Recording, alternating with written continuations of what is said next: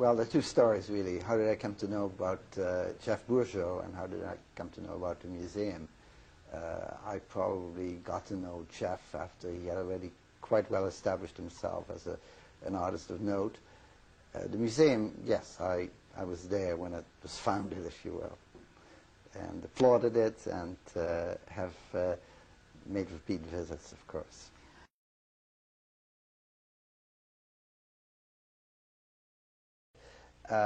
To someone walking into the Museum of Contemporary Art in Pontiac, it might not appear that this is a museum. There's no entrance charge.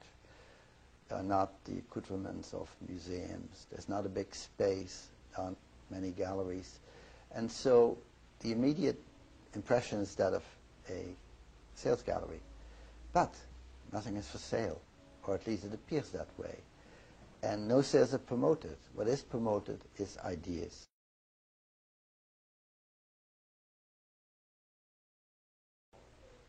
There's no doubt in my mind that Jef Bourgeau is one of the most serious and perhaps also one of the most successful, despite the lack of visible recognition, artists in this community. And I've never doubted the seriousness of it. I have known him for many years. I have followed what he's doing. I like his ideas as much as I like his objects, and I have collected his objects, and I have embraced his ideas, and I live in a perpetual dialogue with them, you might say.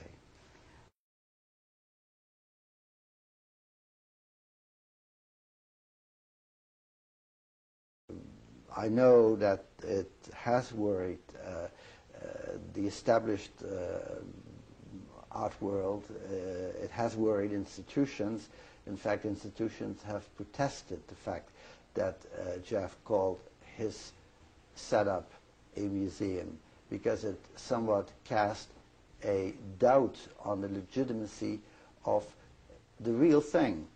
And that's where he hits home. And that's, I think, where the message sinks in. And that's where the art is effective. I do not see the Museum of Contemporary Art so much as a satire of the real thing.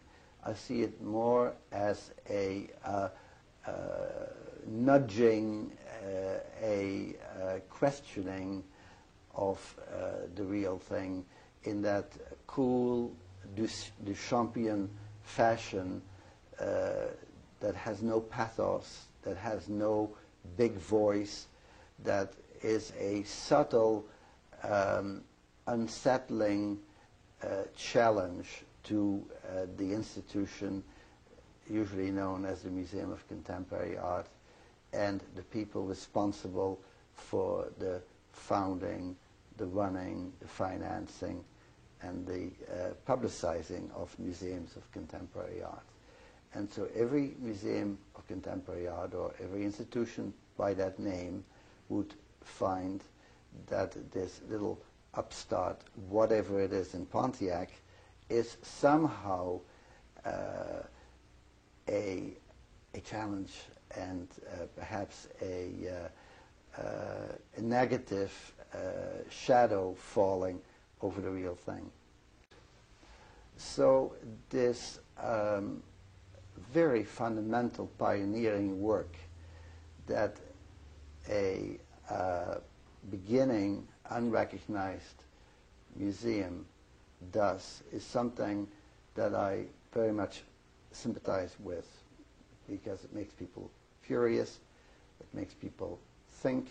It does real exhibitions, they are real avant-garde, they attract a real audience, they have a real following, they are participating in a mail and internet dialogue with the rest of the art world.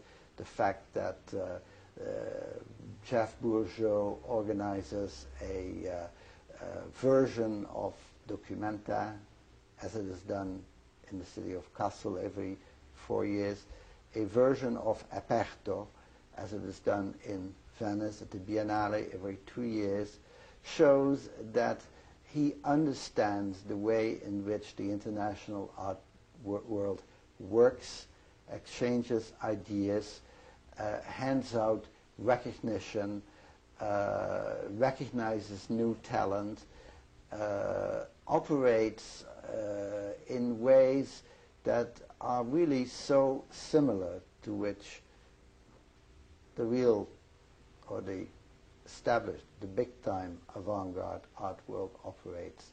It is on a smaller scale, it is certainly a whole lot more modest, but the quality of ideas is there. Conceptual work of art is, of course, something that has to be seen in the context of when concept art was first presented in the galleries and by artists in the late 1960s. And what it meant at the time is that the artist said it isn't necessary that we execute a work in lasting materials, that we make an object that has value and preciousness to it. We give you an idea in whatever form. It could be a formula on the wall, it could be a page in a book, it could be something spoken, it could even be someone's presence in a room. But we give you an idea and you have to accept that on face value because we say it is art, and it is possible to bring that idea from one room to another or from one year to another, and it remains alive in our minds. And at that time the slogan that was often used was "live in your mind." Now Jef does make us live in our minds and constantly check and double check what is behind it, what is he really saying, and why is he saying it. And in this very sense, I would call it concept art. Some people might say, yes, but he makes objects. He puts videos in objects. He combines objects in an assemblage manner, and that goes back to that other tradition. True. His finest work still to me is the concept of a museum of contemporary art. The challenge in that concept, the political statement in that concept, and the fact that no one else has done this type of thing, the manner in which he has done it. There is just no precedent for it, nor is there a parallel.